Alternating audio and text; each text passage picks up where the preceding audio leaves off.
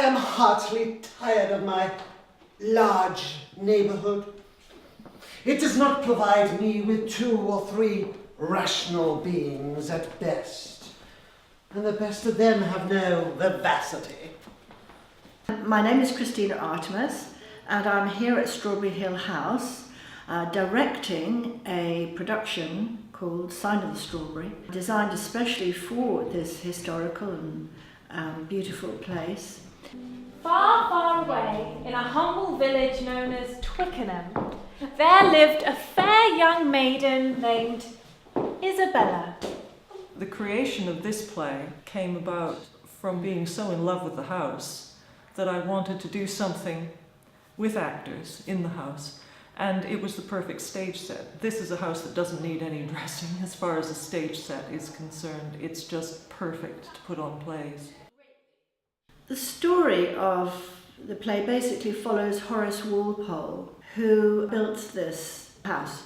And it tells a Gothic story following from his own Gothic novels about he as a ghost meeting some contemporary people. Pyrenees? We're nowhere near the Pyrenees. But the Thames is out there if you look hard enough. Sorry, are you the caretaker? The caretaker? The good thing about Horace Walpole, he was a very famous diarist, and he wrote in his lifetime thousands of letters to friends and family. And so I was able to go through all of those and come up with some of his more famous lines, but also some interesting anecdotes and vignettes within it. He wrote beautifully, as all 18th century men of letters did. The dialogue is amazing. We shall leave him to his own devices. Very well, said Margaret, in a tone of voice she uses when she disapproves mightily of my actions, but lacks the wit or guile to persuade me to alter them. I'm Lee Stevenson. I'm playing the role of Horace Walpole in The Sign of the Strawberry. And first performance really in front of an audience this evening. So, very scary.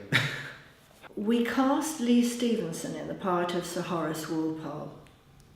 He's slightly younger than we thought to cast him. We saw quite a lot of older actors, but he's perfect. It was a dark and stormy night in Twickenham in the year 1769.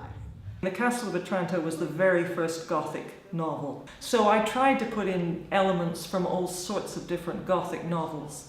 All the sorts of chains creaking and ghosts moving around spooky old houses, but including some passages from the book so people would be aware that this was where this novel started, right here in this house.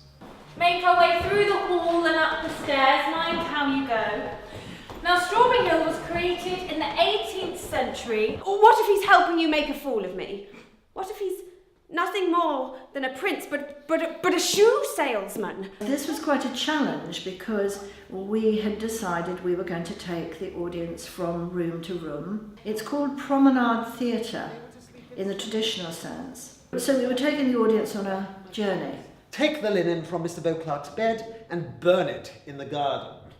What's interesting about the performance, of course, is the audience surrounding the action. I was more aware of being observed. He's a ghost of his time. He hasn't escaped the 17th century, which is why he doesn't recognise all this. So the audience, I think he kind of assumes they can't see him. See the Thames, perpetually enlivened by a constant navigation of boats and barges. It is almost as busy as town, my lord.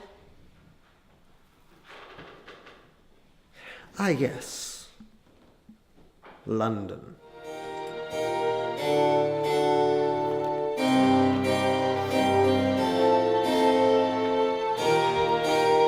We wanted to add another dimension to the piece with having original music and then have a choreographer do the work with dancers to choreograph a ghost's ball. To achieve a ghost ball, I had to do a lot of research on 18th century dance. It was very minimal, lots of footwork and keeping the upper body very, very still, lots of gestures with the hands and lots of partner work. Kelly's music is wonderful. It's very baroque. It's absolutely excellent in keeping with the Gothic house.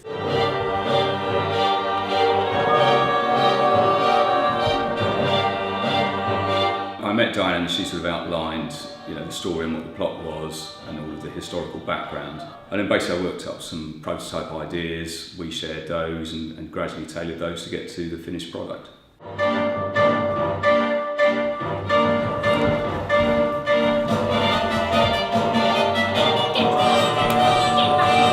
It can be very spooky and scary here, especially when the lights keep going on and off. We did think that possibly Horace Walpole had come back to play havoc with us.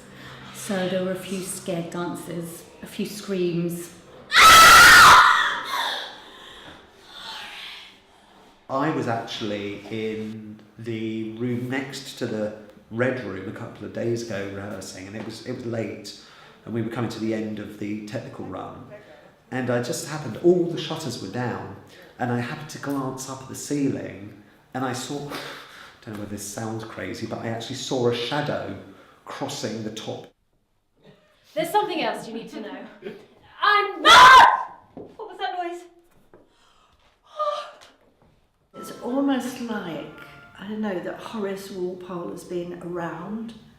We've really felt the atmosphere of, and even possibly even Horace Walpole himself as a ghost. Imagine how the blood in his veins turned to ice as the figure became a man. A man dressed in the habit of a monk. Nay, he recognized it now. Awake and meet thy doom, mortal. What are you?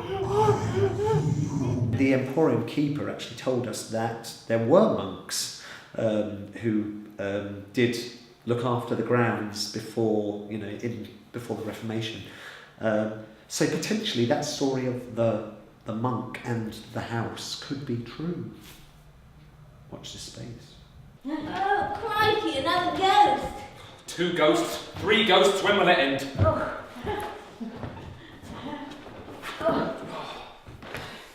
It's been wonderful working with this team. Christina, Diane, Jayson, Lee, everybody's been amazing. I'm really looking forward to opening night. I hope that the audience enjoy it. I hope we manage to scare them. I'm sure we will. It'd be great to see it in front of, a kind of people who are coming to it without any kind of prior knowledge and, just really seeing that spectacular play unfold with all of the effects, all the sound, all the lights. Yeah, it'll be good. It's been amazing working with my team. They're all, every one of them, in their own way, what they're contributing to this is magic. I can't think of a better team. They're lovely. I haven't done a play for a very long time. This is the first play I've done in about 3 years, and the rest of the cast have done lots of plays. And we've got to stage in rehearsal where I think they were kind of, oh come on, we need an audience. We need a response. Now actors tell me, now we need our audience. We're ready. And I feel the same way. It's having it come into reality in this house in particular, with all the lights, all the dancers, all the fun of putting a production together and having the actors do such a fantastic job on it. It's been one of the most rewarding things I've ever done.